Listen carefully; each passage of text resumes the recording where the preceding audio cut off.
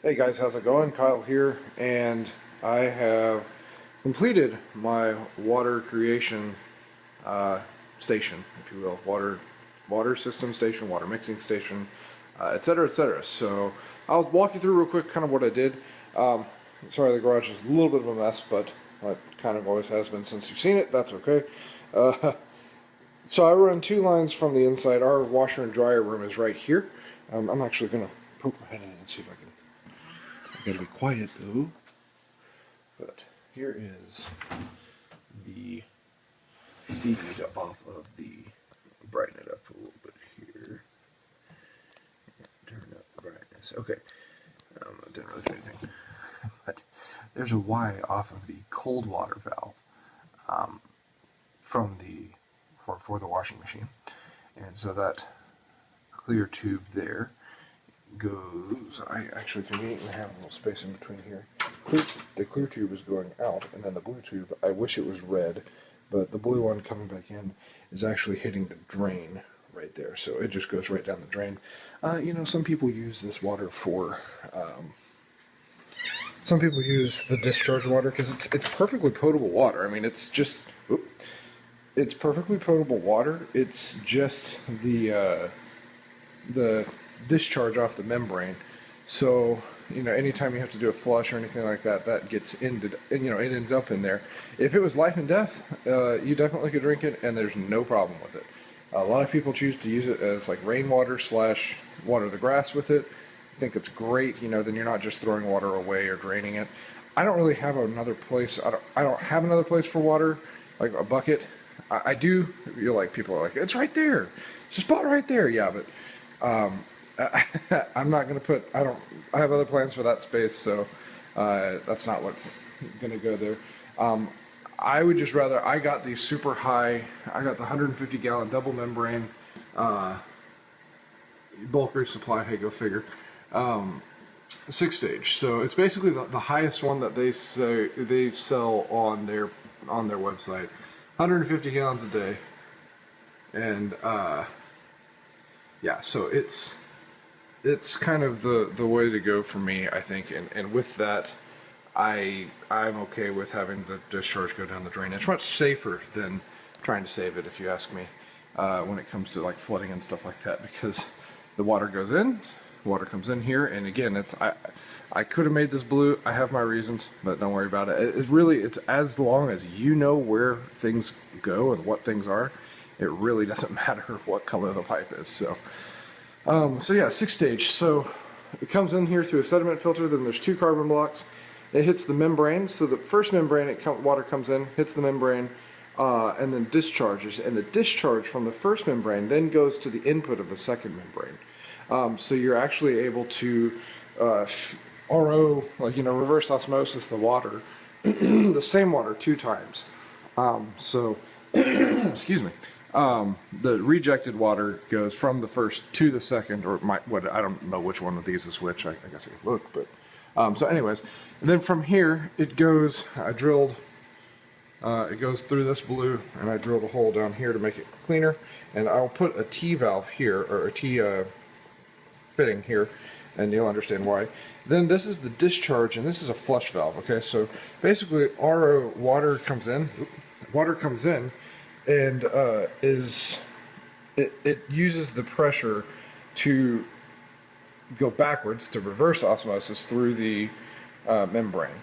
Gosh, do research. I know how it works. I just don't know how to explain it off the cuff. I wasn't thinking about doing a science lesson, but so anyways. But what this does, this gives you the power to flush the backside of the membrane, and it helps elongate the life essentially. So you just simply open it. Well, it's not even turning right now. It's not going, so you're not going to hear any noise difference. But basically all it is it's a ball valve where one hole is this big through, and then the other one is that big through.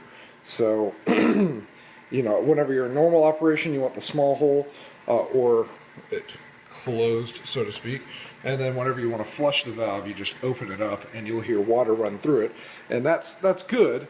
You don't want to do it long term. It destroys your, I mean, you're not producing much water. I think you might actually get a little bit of water, but the TDS values, you're rinsing the back of the membrane. That's essentially what goes on. Pressure gauge, I really couldn't ask for better. I mean, we're sitting right at 70-ish, 68. BRS says like 55 to 65, I think if that's right, is where they're ideal. Then it comes with the deionizing. Now, the reason why I want to get this T valve here is because, or the T fitting, is because I want to put one, or just straight RO off the membranes into a couple of 7-gallon or 4-gallon, whatever the little propane looking tank water, pressurized water tanks. I want to put a couple of them back here. Now, the point and purpose for that is I want to have some drinking water going straight inside to the refrigerator and to the sink. And you don't want to drink deionized water. That is you don't want to do that. Like whenever you die, the reason for death scientifically is that your body has no more ions to give. Well, the deionizing water takes ions from your body. That's bad. You don't want to do that. So, I'll get another one of these, T fittings here. Just RO off the membrane, and a check valve there as well. So that water doesn't push back in or feed back in. And then this water, or well, maybe we'll talk about the check valve. I'm not sure about that just yet. Then this water pushes through the deionization resin 1. Hits 2. It comes with a TDS meter so you can see incoming. Let's see what I got here. Which it could be high now because the system's just been sitting. Yeah, see, it's 26. Oop, come on, focus. Yeah, it's 26 right now because we haven't, well, that's coming right here. So it's still off the membrane. You want to, that's why you flush it too. But coming out of the deionizer is at 0, the first stage, and then the second stage, it's continuously 0. So that's a great tool though for you to be able to see the condition of your resin there. So yeah, a T here, one to go to additional stuff which will then go inside, and then the T will continue into here, go through, and then I want to have another T here off the output of this. And what I would like to do is put 2 more, I'm not sure, 2 more or just 1 more even, of those little propane bottle pressurized tanks. And what I'd like to do is have the deionized water, which this line goes to that up there, which is what fills my big freshwater bucket.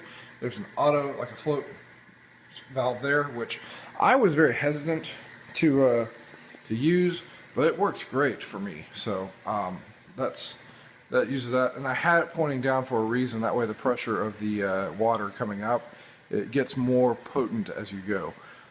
So it closes up really nicely.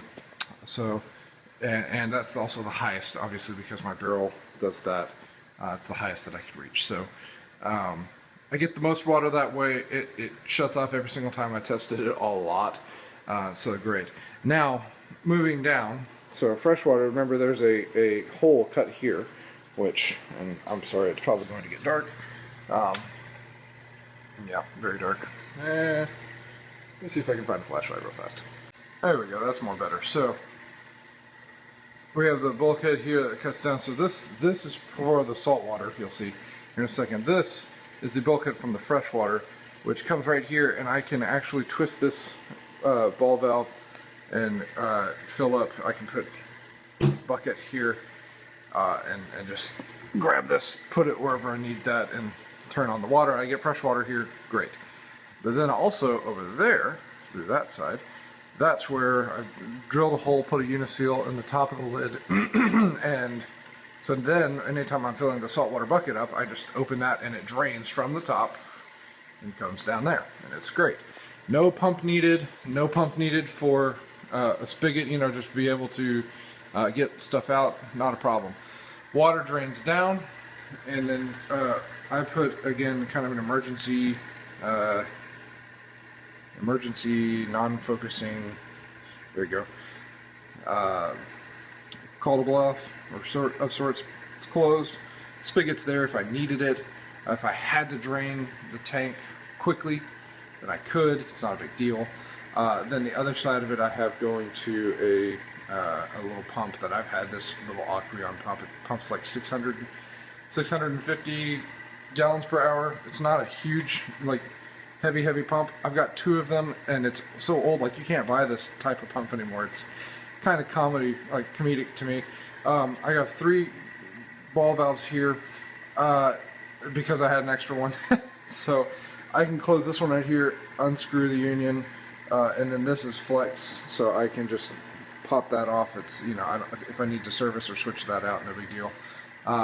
So I close this line because that line leads to the water hose, the spigot right here, and then I go to this line back here, and I have to turn that off. So I opted to have all of these ball valves here rather than the other one, how it's right up here, which is more convenient whenever you're just driving water. But for this one, I have to come down here anyways to turn that one off for it to be the recycling. So that's the pipe that recycles the water, you know, pushes water up, dumps it in, mixes it that way, falls out, you know, comes through, pushes up, you know, mixes. Okay, great. The union here, so I can take that off if I need to move it or something like that.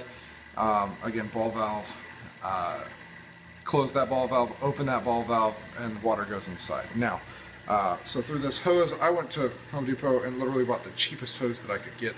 So it just has to hold water. So that's kind of the gist. I mean, I put a little screw. You want to hang on to your little filter canister opener, I guess. And so, yeah, I'm pretty happy with it. I mean, it's solid as a rock, no creaking even. It's not, it doesn't even check. I wanted to strap those up, so I put some like HVAC strapping around them and screwed them into the wood up here. So all in all though, I'm really happy with the way it turned out. Oh, and then one more thing to show. Where's the other end? Here it is. Yeah. I went to Home Depot, again, it's just the closest place for me, no endorsement necessary, and they had this little thing, so it's just a little 90-degree, you know, ball valve of sorts. You can turn it on, it might be something come out. Not right now because the valve's off back there, but basically what I'm about to do is go inside, walk my 50-plus foot hose inside, and then, you know, make sure that this is locked. I'll go ahead and lay it into the tank, and then I can come back out here while this is closed and switch the valves over there. So I switch the valves over there. Now the water's trying to pump through the garden hose, but it will be stopped here for the most part.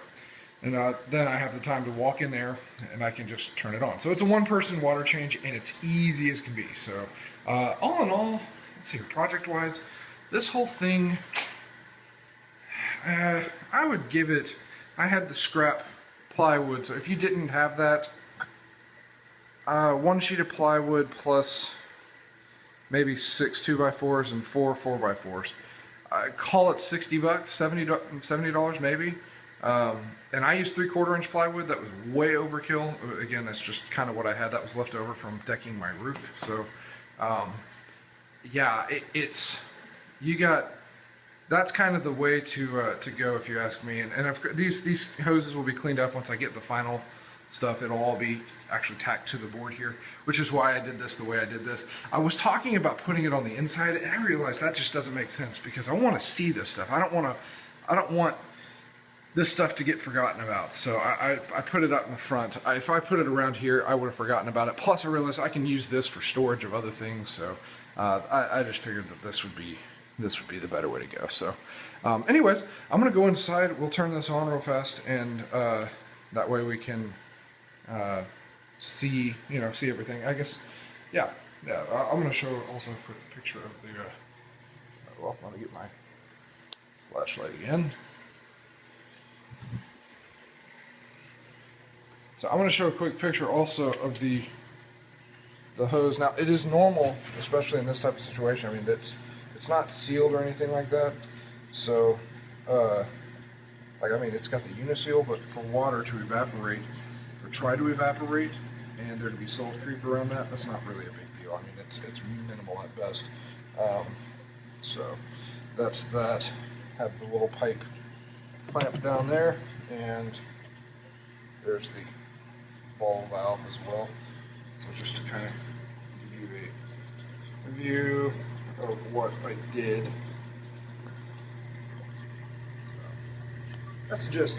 It's really not that hard. Plumbing really took just, I mean, maybe 30 minutes tops for the top one, and then a little bit longer for the bottom one because I had to be a little bit more picky about it. So, yeah. And I used the Reef crystals. They're easy to get off Amazon. I'll put a link down below. I mean, you know, that's the whole, again, free 2-day shipping, and with salt, that's what gets you is the shipping because it's expensive usually. But the fact that it shows up for in 2 days, I'll send you a link to that if you're an Amazon Prime person.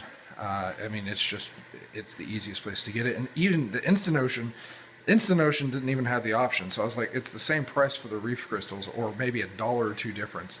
And I get it in 2 days. Yeah, I'm gonna go ahead and do that. So the buckets are like 56 bucks or something like that for the Reef crystals. I'm happy with it. I've always used it. You know, I'm happy with the way that it is. So well, let's go inside. Let's get this done. All right, now we're inside. So I've got a tank just sitting on the floor. There's a towel underneath of it, and then my water hose runs around the corner and just out into the garage. So I'm going to set this in here, and again, it's turned off. It's at the 90-degree angle, but it's still a good idea to have the hose actually inside the tank when you do this. So we'll go outside. Follow the hose. Follow the hose.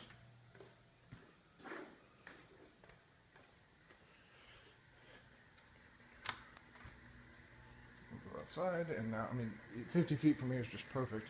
And so what I literally am going to do is go down here, reach down here. I'm going to turn on first, then I'll turn it off here. So now it's working a bit harder because it's got much further to push. And also there's back pressure because this is turned off here. So go in here, and there it goes.